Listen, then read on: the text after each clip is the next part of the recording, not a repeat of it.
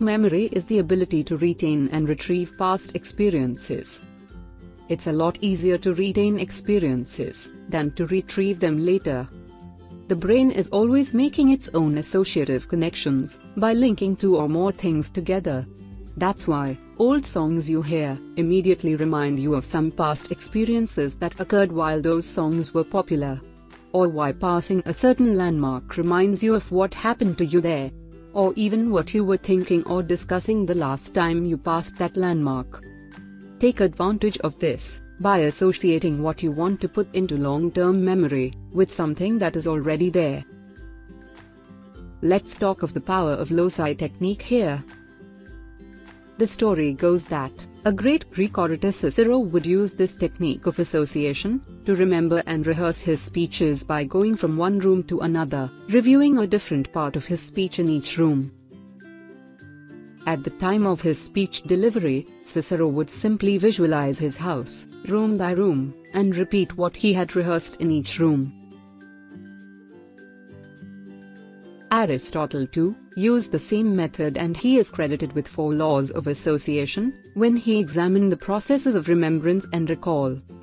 The 4 laws are law of similarity, law of contrast, law of contiguity, and law of frequency.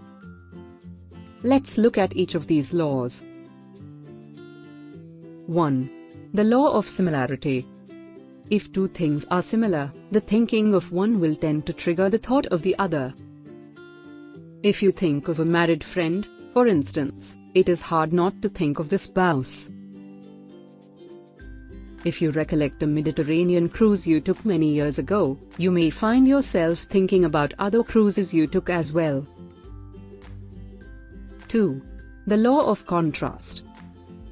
Seeing or recalling something may also trigger the recollection of something completely opposite. If you think of the tallest person you know, you may suddenly recall the shortest one as well. If you are thinking about an exam you did extremely well in, you may be reminded of one that you failed miserably. 3. The law of contiguity.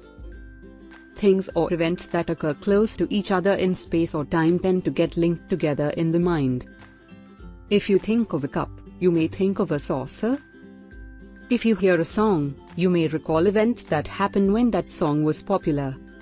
When you see again the house that you were born and raised in, you are flooded with memories of things that happened at that time, and so on.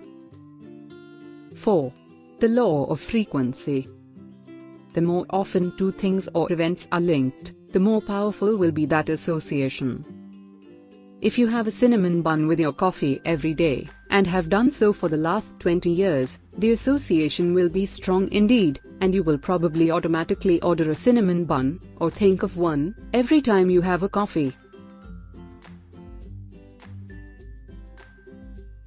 The power of association in recall was effectively proved with what is known as the Baker-Baker syndrome. A test group was shown a picture of a man, and were told his name is Mr. Baker. Another test group was shown the same picture of the man, and were told his occupation is that of a baker.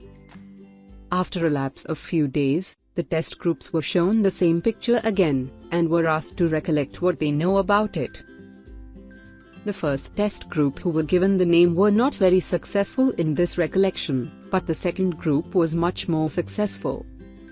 This can probably be because of the subconscious association of the occupation baker with the smell of freshly baked bread or a baker's hat. Here are the key takeaways from this lecture.